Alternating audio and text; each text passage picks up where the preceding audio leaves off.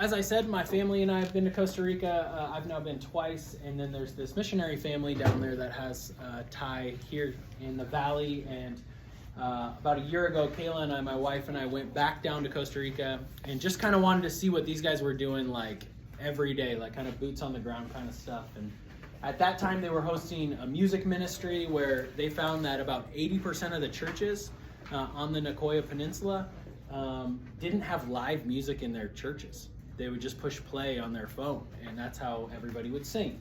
So they started a ministry to teach people how to play music, specifically guitar, piano, and drums. And they wrote this curriculum for them of how to train and figure that out. Another thing that we did with them was we delivered groceries. So we would take a bag of groceries and we would take it to somebody that they knew in the community that needed just a little extra help.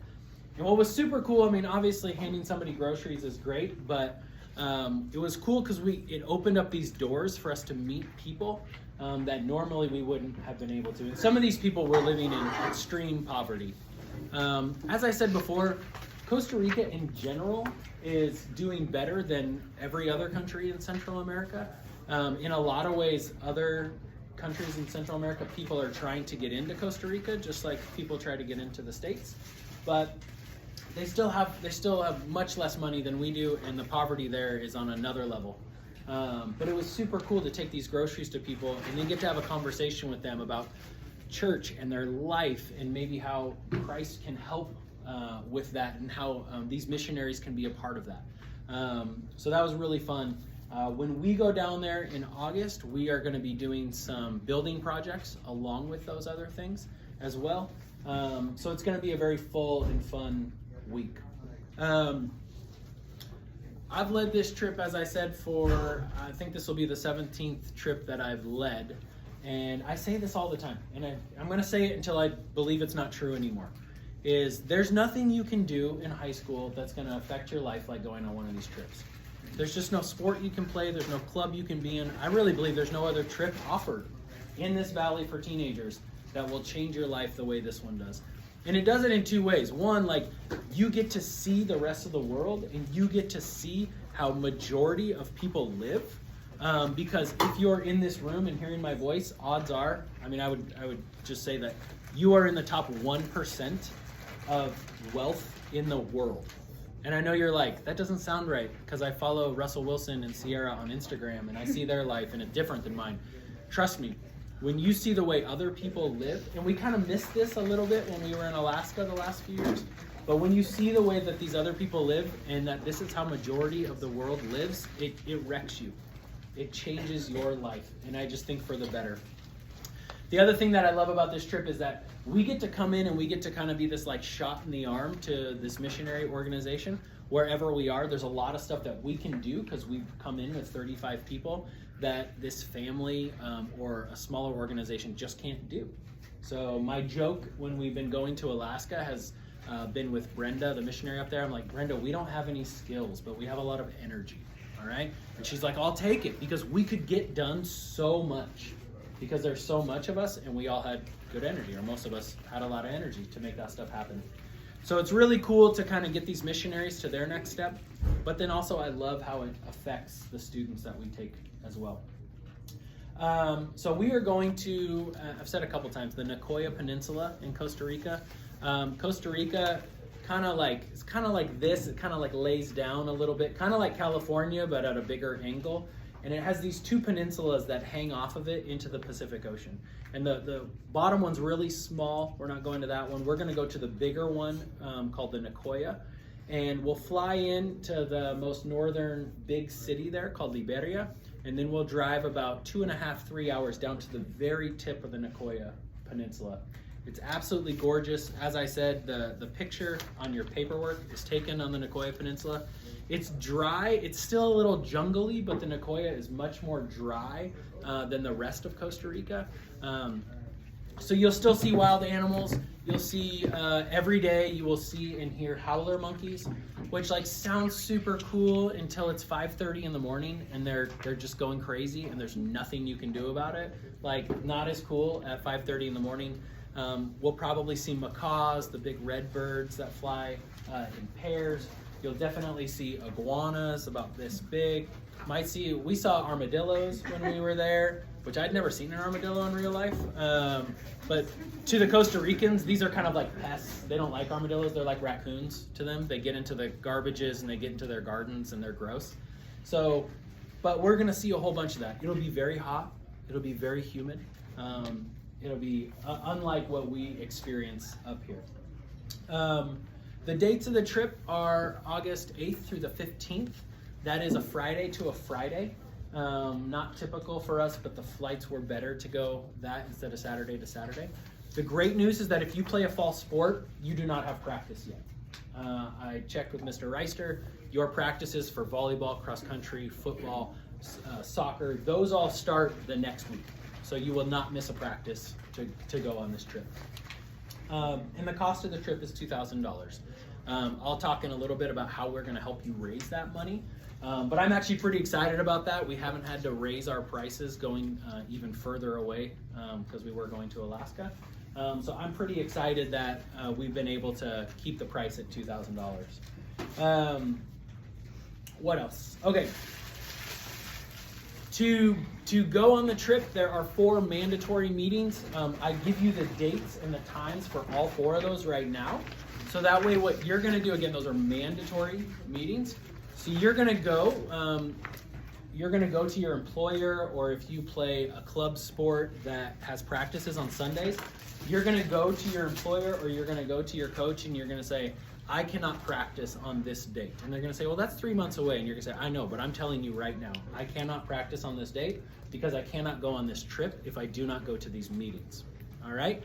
I ask if you have a practice or, again, work or something like that.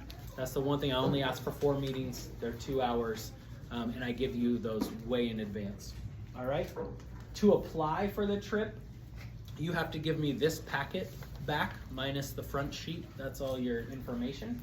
And you are going to turn it in either to myself or better yet, you're going to turn it into Matt Smith right here. You could give it to Mr. Pearl and Mr. Roethlisberger. It would probably find its way to me. But if you want to guarantee that I have it or that I get it, you really want to get it to Matt. He's the one who's documenting or putting all the paperwork together. And that is due by March 9th. Now, I am actually gone for the month of February. So that's why I give you Matt's number also, because if you're trying to track him down and get the paperwork to him, you're going to call or text him, right? And if you call me in February, I'm not going to answer and I'm not going to call you back, okay? But all of this is due with a $500 deposit by March 9th. Now, we only have 26 or 27 spots on this trip to take teenagers. And I've had a lot of people ask me about this trip already.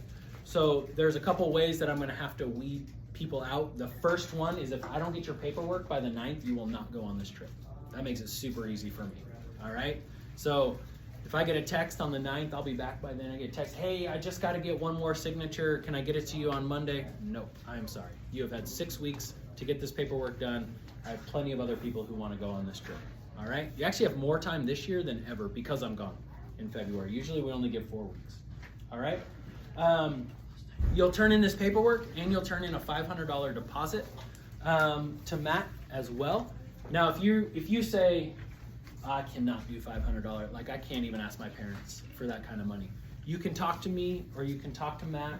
We'll figure it out. You have to pay something. You have to pay some kind of a deposit because I have to start putting money down on your tickets and other parts, especially for transportation, right away. The other thing is it just protects me from somebody backing out of the trip and then I'm left with a bill, all right? But if you're like, I cannot do $500, I know I can't do that, just call or text me. I'm in town for the next 3 weeks. After that, you can call and text Matt or your mom and dad can, and we'll figure it out. But listen, that is not a reason to not go on this trip, all right? The deposit, not being able to pay the deposit is not a reason to not go on this trip, okay? We can figure that out. And we're gonna help you fundraise, all right? You can see at the bottom of this, like, we're going to help you by helping you write support letters that you're going to send out to everybody on Mom's Christmas card list, okay? And we're going to help you write really great letters, and people are going to send you a bunch of money back, okay? I will hit this super hard at our first meeting. It's so underutilized. it is the place where you spend the least amount of effort and make the most money. Last year, when Blaze wrote his letters, Blaze is my nephew, I tracked how many hours it took him to send out his letters, how much money came back in. Blaze made $100 an hour writing his letters, okay? You'll see on here too, we do our big yard sale. A lot of people know about our big yard sale, and it's really fun to work the yard sale because there's all kinds of weird stuff in there, right? But we've been able to pay $25 an hour, which is still great. Pretty darn good for teenagers. You don't make that much money anywhere else, but like it's nothing compared to $100 an hour, right? So we're gonna help you write those letters every year without fail. I have a student who pays their whole trip off in support letters. They just get enough that comes in. There's also some manual labor opportunities. People will just call me and be like, hey, do you have any of your mission trip kids that want to weed my garden or want to babysit or want to move some junk for me? And I'll just get that out to you guys, and they pay you directly, and that goes right to your trip. Every dollar that you make for the trip goes to your trip. We don't do any kind of group fund, right? Because it's just like a group project, and everybody hates those, right? Because 2 people do all the work and everybody else doesn't, right? So we don't do that. The money you earn, including for the yard sale, the hours you work, you get paid for, right? The money that people send in for your support letters go directly to your account and nobody else's. All right? So, to apply, besides the deposit, you have to fill out these papers. All right? Let's walk through this together. So, the first 2 pages are an application. One, this is the information that I need in order to get you a plane ticket. It's also how I can get a hold of you and stuff that I need to know for you to go on the trip. The backside of that first one, though, is really helping me get to know you and know if you're the right trip member or team member for our trip, right?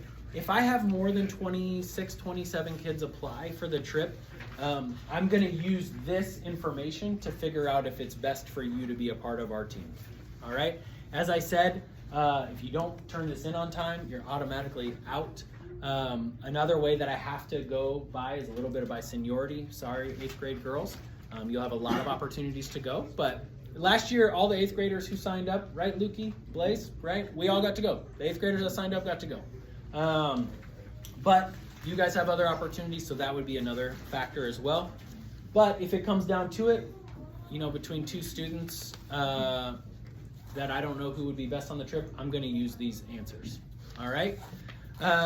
Your next paper, this one that says Safe Church at the top, this is just your like boring waiver for like if you were going to go on a trip with the school or you're going to camp or something like that, right? Just the one that mom and dad says, here's the medical information in case something happens.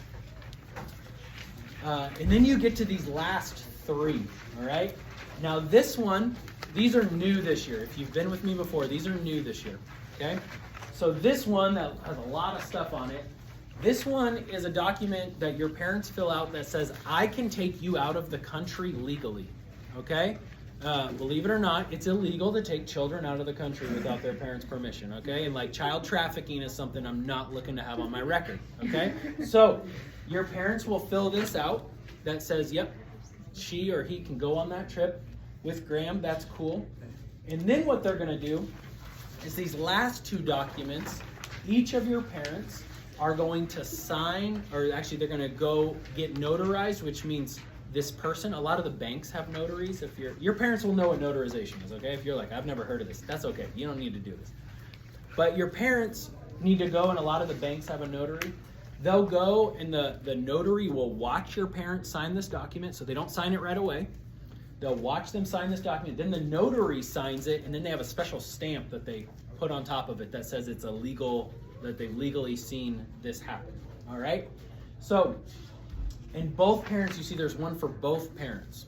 So anybody, and I know not everyone's situation is as cut and dry as like, oh, both my mom and dad live at home. That was my story. My dad lives in Wenatchee. He lived there my whole life, okay? But any parent that has legal rights to you has to have this notarized, okay? So in my case, where my dad had very limited custody, but he still had rights to me, I would have to go to the bank with my mom, and actually I didn't even have to go. You don't have to be there for this. But mom would go to the bank, she would get one of these notarized, and then the weekend I would go down to my dad's once a month. When I went down there, he and I would go to the bank, he would get his notarized, I would have both of them. All right? If your situation is complicated, just come and talk to me, and we'll figure it out, okay? But any parent that has legal rights, and rights and custody are not the same thing, okay? So even if you're like, oh, I never see my dad, I've never been there, yada yada, if they have legal rights, we have to figure that part out, okay? Again, if your situation's complicated, come talk to me. We're gonna figure it out, okay? There's a lot of ways we can do it.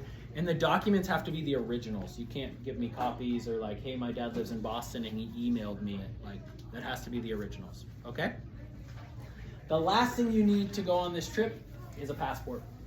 Cannot take you out of the country without a passport. A passport card does not work. So when you go to get your passport and they're like, hey, you know, a passport card's a little cheaper, you cannot get that. You can't fly with a passport card, okay? The best place that I've found to get a passport is the post office in Orondo, which most of you didn't know that there was a post office in Orondo, but yeah, Burdix, right? We got a post office, right?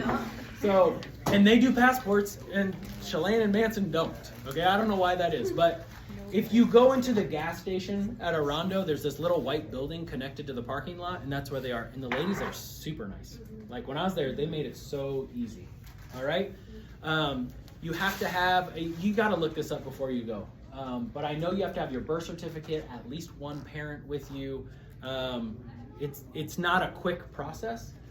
So make sure you call ahead, make sure that they're open. It's a post office, so they're not open on any government holidays, and they're open while you guys are at school. So that's a little challenging, but it's something you want to take care of sooner than later. Because every year there's some kind of glitch in the matrix, and somebody goes to get a passport and something happens and it doesn't come, and then we're trying to hunt it down. And I've literally had people drive to Olympia, the state capital, like the week before the trip to try to figure this out. So I just go early, go ahead of time. Now, if you're an 8th grader and you're saying, Graham, I don't even know if I get to go on this trip yet. Why do I have to go get a passport? You don't. Okay, we can wait. We can wait 6 weeks until we get there. But if you do have your passport already, you're gonna turn that in with your paperwork and your deposit. You're gonna actually hand me your physical passport, okay? If you're going on a trip and you need it, we'll figure that out. But what I do is I take your passport, I make color copies of it, I make copies of all of this documentation, I keep copies of it, and then I take all your paperwork and I fold it up and I put your passport with it in a manila envelope. It all stays in my safe until we go, all right? And then when you show up, I hand you your manila envelope, and it has all your legal documents and your passport inside of it, and then it's yours for the week, all right? So you can just hand it to me, and again, it goes in my safe for the next, what are we at, 6 months or whatever. All right? I want to reserve some time for questions.